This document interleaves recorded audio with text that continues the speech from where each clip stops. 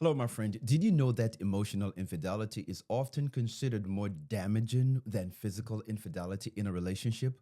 Stay tuned to find out why in this video. Let's have this conversation.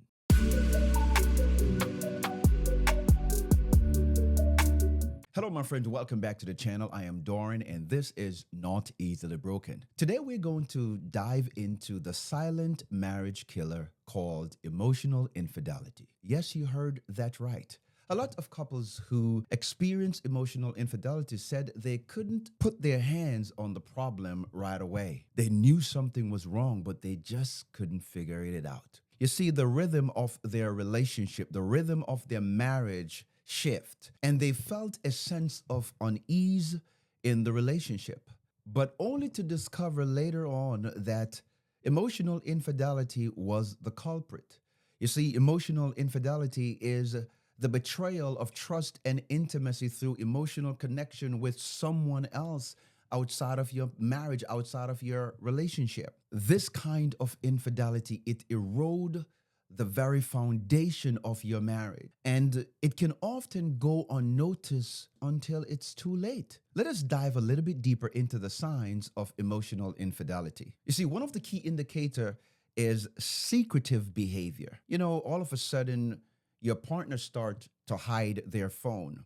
They used to leave it anywhere around the house. You have access to it, but all of a sudden it becomes their 11th finger. They can't leave it nowhere. You don't see it anywhere. It's just always so close to them. They're texting, but they're looking over their shoulders to see if you are looking at them. They never locked their phone, or if they do have a passcode, a password on their phone, you always have access to it. But all of a sudden, they change it. It doesn't give you a right to snoop around, to look around, to try to be nosy. No, it doesn't give you the right to do that. But when you are in a relationship, when you are in a marriage, the two of you guys are one. There should be no secrecy. There should be transparency, because transparency is a part of what makes a marriage work. It is what helps to develop and maintain trust in the marriage.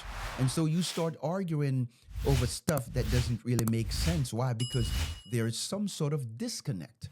These things could be red flag in the marriage, in the relationship. You guys are not on good terms, right? But they seems to be happy, especially when they are on their phone. They spend more time texting than trying to have conversations with you. You try to have a conversation and they just brush you off. You feel disconnected from your partner. You feel some sort of way, like, what's going on here? You tell them that you feel there's something different in the relationship, and they're telling you it is something that's in your mind. No, it's not in their mind. It's what's really happening. We have energy and frequency, and when it's not right, we feel it. Remember, marriage is about oneness. It is the two of you becoming one. So when something is off, they're going to know.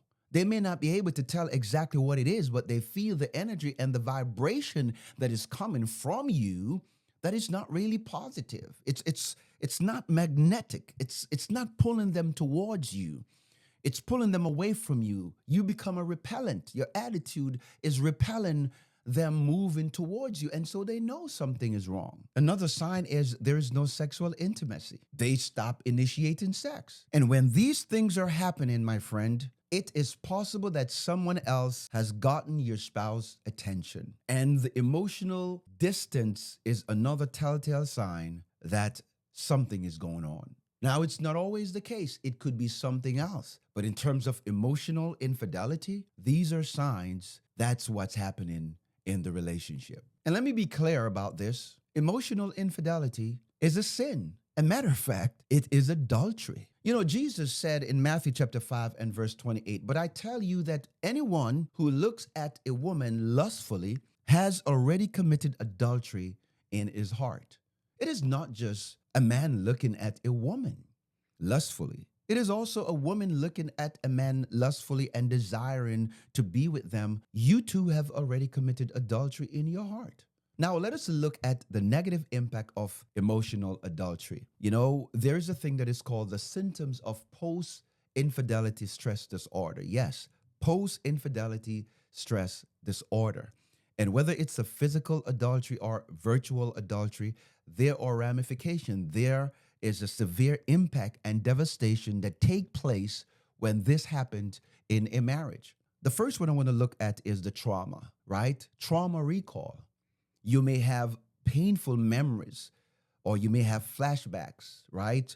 Or nightmare that causes you to relive the traumatic experience all over again. It is very painful. How about avoidance? You might try to pretend that the whole thing never happened, and you try to avoid any reminder of your partner stepping out of the relationship. How about anxiety? Yes, you might experience symptoms of anxiety such as chronic, persistent worrying, wondering if they're still doing it, wondering if they're still seeing this person. What about depression? Oh, you heard me right. It is so painful that it can put your spouse in a state of depression. You might experience symptoms of depression such as persistent feeling of sadness and emptiness, or frequent outbursts of crying, and just don't know how to manage your emotions, right? How about isolation and withdrawal? You might feel yourself withdrawing from your friends and your family, preferring to just be by yourself. You may no longer find enjoyment in the activity that once brought pleasure to you, once brought both of you guys together. Insomnia is a problem. You may develop insomnia. Why? Because you're not sleeping. Your sleeping pattern has changed. As a result, you struggle to focus at work, socially, and you're just not in a good place. It affects how you function. What about trust? Trust issues. You see, trust is one of the cornerstone of a successful marriage.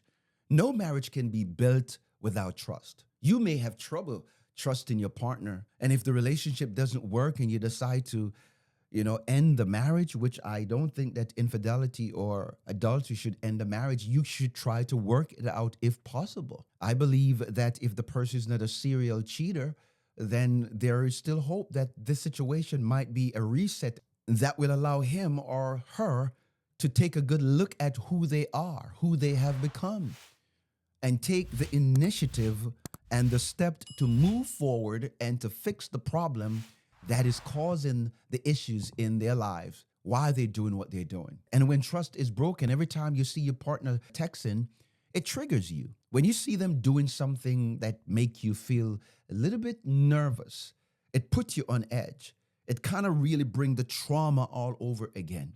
If you're watching a movie, you're watching anything that reminds you of what you have been through, the floodgate opens up and you find yourself, it brings back that trauma and the memories of what you have been through. This is serious, and it is impacting a lot of marriages and a lot of relationships right now. Couples think that it is innocent flirting online because physical boundaries are not crossed, and you are so wrong. Well, my friend, let me just remind you that adultery does not start in the bedroom. It starts with a text message. It starts with a conversation. It starts with spending time and sharing your feelings and your emotions that should only be reserved for your spouse. And by the time you know what happened, you are sending text messages and you're flirting and you are doing things. It's so easy. There's a thin line that most people don't realize that they're crossing. Your adrenaline is flowing. You are visualizing being with this person. And then all of a sudden you want to take it from the virtual realm to the physical realm where you're starting to hook up and get together. It's dangerous. Now, what should you do if you find yourself in this situation? What should you do if this is your story? The first thing that you need to do is to accept the fact that you have messed up and take responsibility, take ownership for it immediately. Stop it now. You need to lose contact with the person that you've been having this virtual infidelity with. Here's the reality. Love does not just happen. Love is created. And the same energy and the same time and resources that you spend into emotional affair, you need to put that back into your marriage, into your relationship, so that you can begin to see some changes going on in your life. You have to set boundaries to protect your marriage. I mean, I don't understand, but you have to understand the importance of communication and boundaries in combating emotional infidelity. You got to be disciplined. Be open and honest with communicating with your partner, talking about the crucial things that make you feel like you're disconnected from the relationship. Talk about the things that make you want to step out of the marriage. Talk about your temptation. Learn from what you have done. Don't blame your spouse. Take responsibility for it. And if they play a role in you becoming distracted and finding yourself in this predicament, then they too must take ownership of maybe causing you to be thinking that way. Now, they're not responsible for what you did. Don't get it twisted. You got to set aside clear boundaries. And here's another thing that you must be mindful of. Setting clear boundaries and respecting each other emotional needs can help you to prevent emotional infidelity and allowing it from taking root in your marriage. So what is the takeaway? The takeaway is that emotional infidelity is very damaging to the relationship, just as physical infidelity is, or even more damaging than physical infidelity. But with awareness and open communication, it can be overcome.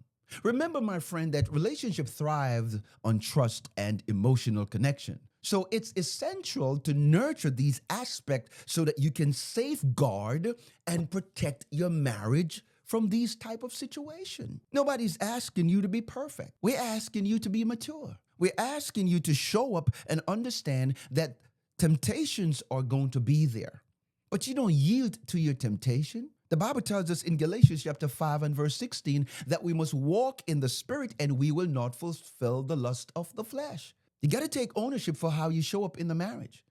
You have to take ownership for what you are doing and the things that you find yourself moving towards that has nothing to do with building and cultivating a culture in your marriage that the both of you guys can thrive in. That's why we focus on growth, personal growth, spiritual growth. Because if you're not good in these two areas, you're not really doing much in your marriage. And my friend, that's it for this video. And if you find it informative and helpful, then please check out this next video. It's going to help you. And please share your thoughts on emotional infidelity in the comment section. Like and share, subscribe.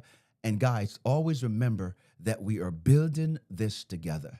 Your marriage is not easily broken. And if you put God first, you keep working on yourself and you keep growing spiritually, I promise you that you are putting yourself in the best possible position to win and have a wonderful marriage. May God bless you. Thank you so much for watching.